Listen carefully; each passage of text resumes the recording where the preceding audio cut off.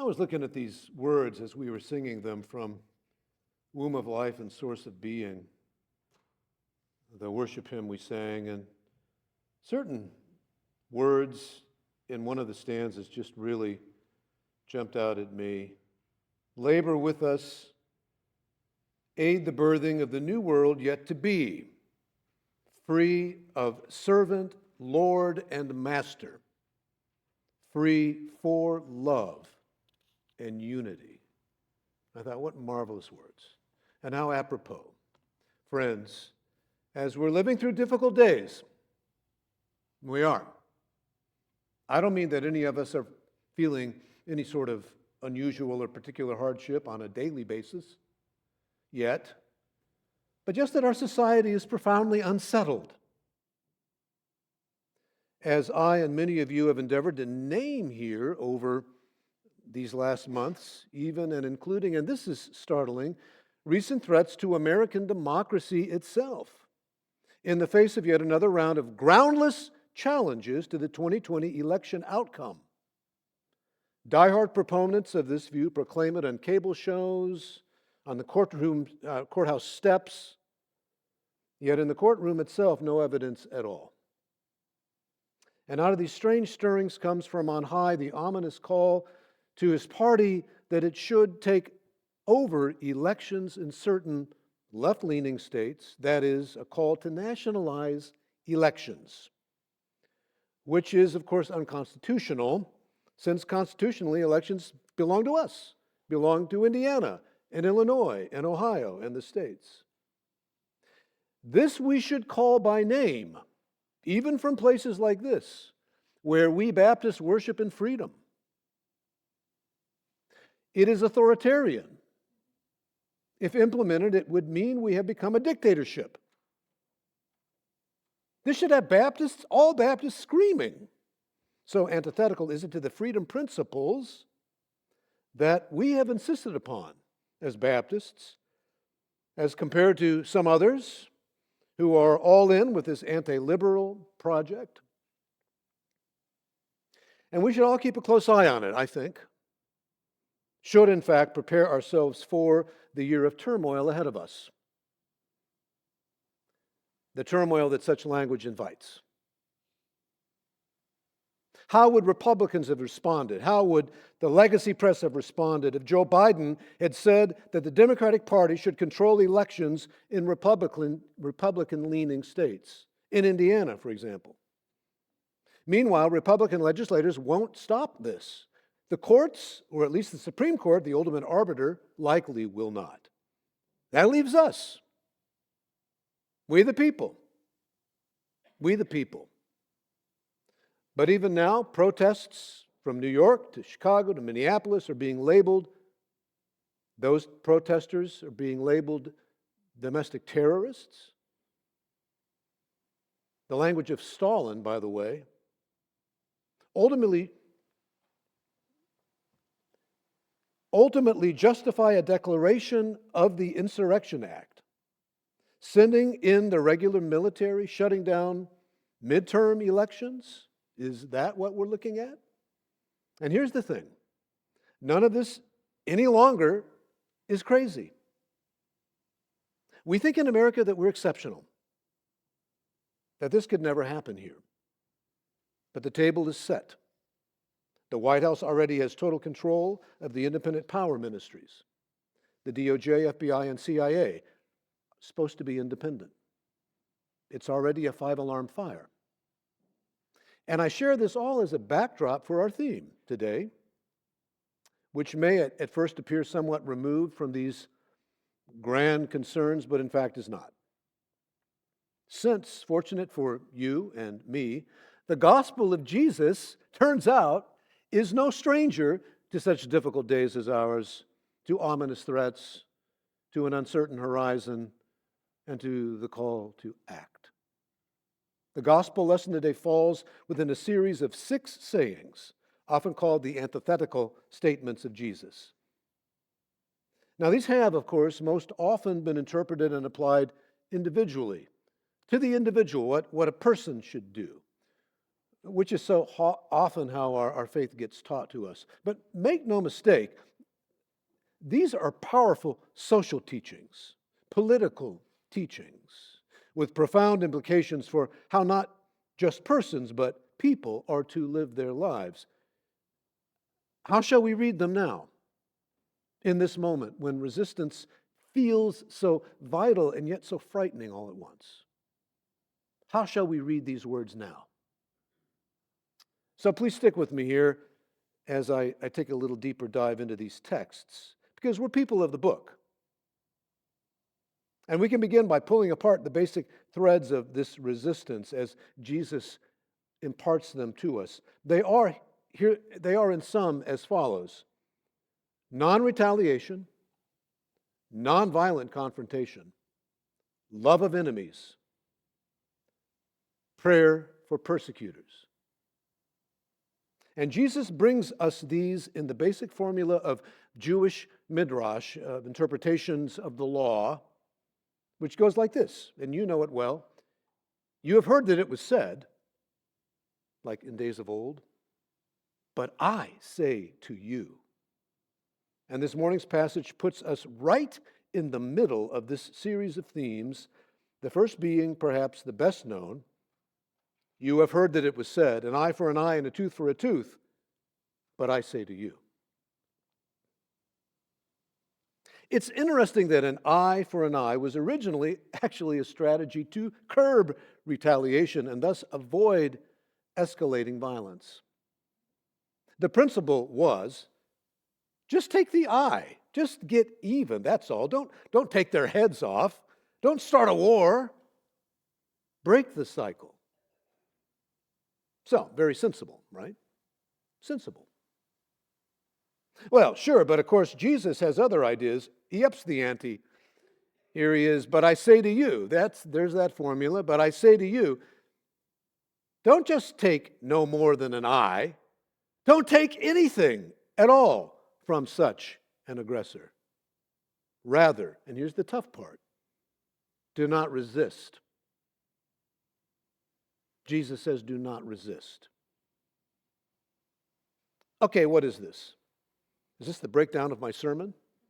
Some kind of a call to pacifism, to be meek and mild and the world's doormat? Not hardly. Let's break it down some more. First of all, the very fact that Jesus is offering tools for resistance and that Matthew in his gospel is relaying those tools to the church, his church, Matthew's church, implies that the people like us, are already resisting. They're not hunkered down in fear of the authorities. They're not unwilling to stand up for righteousness, for their neighbors, for gospel, for Jesus. Jesus' instructions for nonviolent resistance imply that they are already engaged, as are some of us. Second, given that fact, what does Jesus have to impart to them, to us? I'm persuaded that the more accurate translation of Matthew 5:39, more accurate than do not resist an evildoer, is do not retaliate against an evildoer. And the Greek verb from which we get our word retaliate carries the connotation of physical violence. Jesus is not saying roll over, play dead. Jesus is awakening us to other options, to alternative forms of resistance, some of which I think Mary picked up on with the kids beautifully. We always work in tandem somehow. I don't know how it works. It's just great. And then Jesus gets really specific. If anybody slaps you on the right cheek, offer the left as well. Okay, first of all, ouch. But there's more to say. The slap here is on the right cheek. But such slaps were only administered in the day with the right hand. Right cheek, right hand. So, what does this mean? It means a backhanded slap.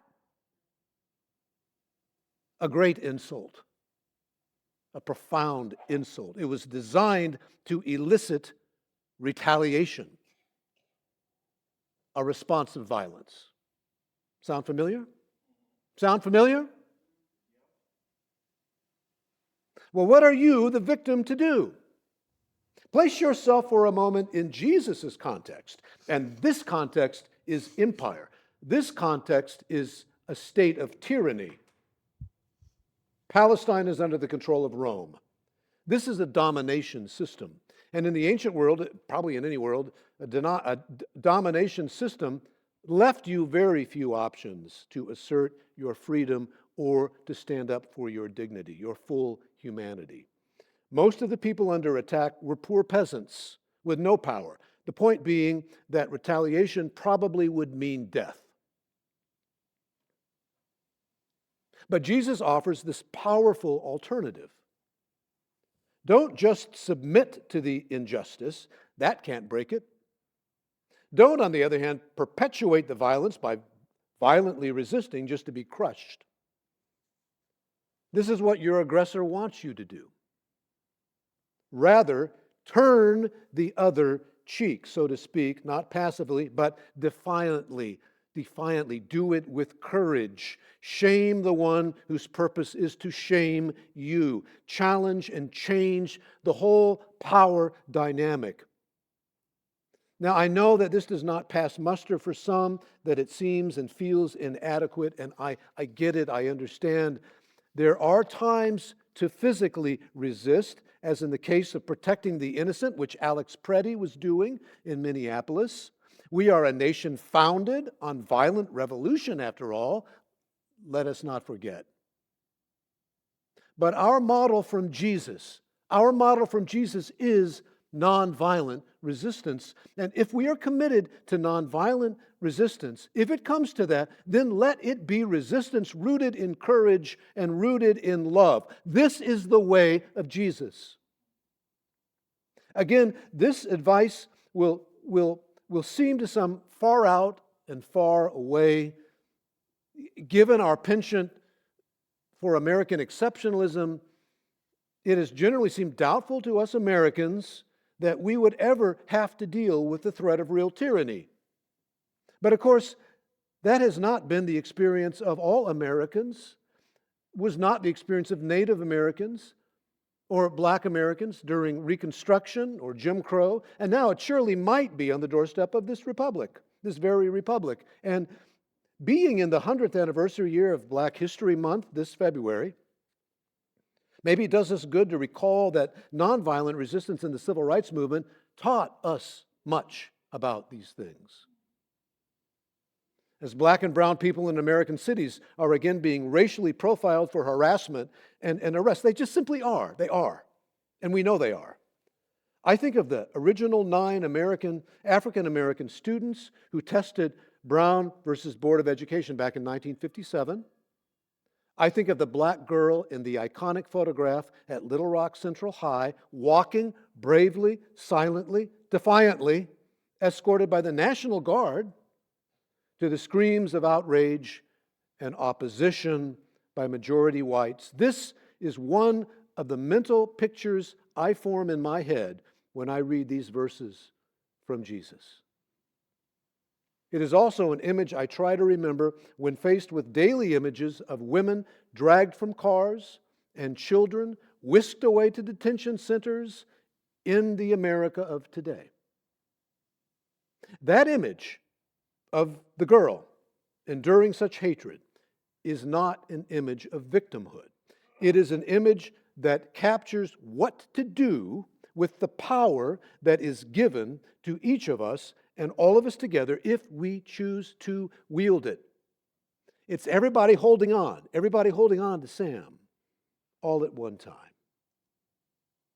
Because the situation we face is not isolated to Minneapolis or Chicago or potentially Springfield, Ohio, or who knows where, but belongs to the nation as a whole. The resistance that cost Jesus his life and which calls to us now is bigger, more sweeping. It concerns the way life in any era is structured and to whose benefit. This is what is at stake here and now, if we have the courage to see it and to respond. The question Jesus raises, whether you're a first century peasant or a 21st century middle class American, is how to respond to hostility in a way that is provocative and arresting, that shines a light on injustice and unites us to challenge it without flinching. The same is true, just to say it, with Jesus' example of giving up to your creditor in court not only your coat, but also your undergarment. Again, as a first century Palestinian Jew for whom there was little economic justice, you're probably going to lose your shirt either way. You're going to lose your undershirt either way. Can you choose, though, to lose it, to lose it, but not your dignity? Can you choose what Jesus offers? A very public assertion of the injustice of a system that robs such basic necessities from some for the benefit of others who already have enough, others who maybe have way too much, who have more than most of us can ever fathom. The injustice of that system in Jesus' day is itself stripped bare, if you will, by Jesus' advice to us, his example. And Jesus' example of walking a second mile is even more unsettling for the oppressor. In this case, Roman soldiers. In our case, maybe heavily armed, masked, unidentified agents of the authority. Soldiers who had the right to ask Palestinians to carry their pack for up to a mile. It was on the books. It was the law. It became the law. They can hand it off. Walk a mile for me. But a second mile?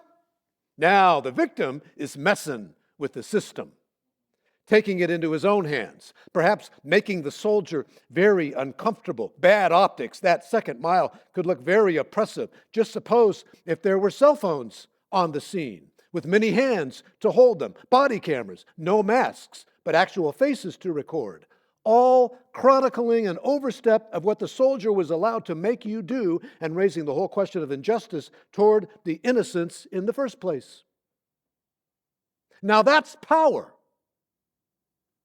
The power of nonviolent resistance. The persuasive power that just might turn a system of domination on its head. And then we come to the last antithesis. You have heard that it was said, love your neighbor, hate your enemy. But I say to you, love your enemy, and even more, pray for your enemy. This may be proving difficult as we see undeserved suffering around us at the hands of the powerful authority, or hear the bald-faced desire to seize control of voting and thus all the power, or if not that, then to sow such doubt about voter integrity that it doesn't matter. But love both directed at the victim and at the perpetrator, love, Jesus knows, remains the most powerful force for the good in the entire universe. And though we don't know now, any of us, how all of these things are going to turn out, our calling remains to be vigilant, as Jesus and Matthew asked those early followers to be vigilant, to resist with courage, and most of all, to never give up on love. Amen.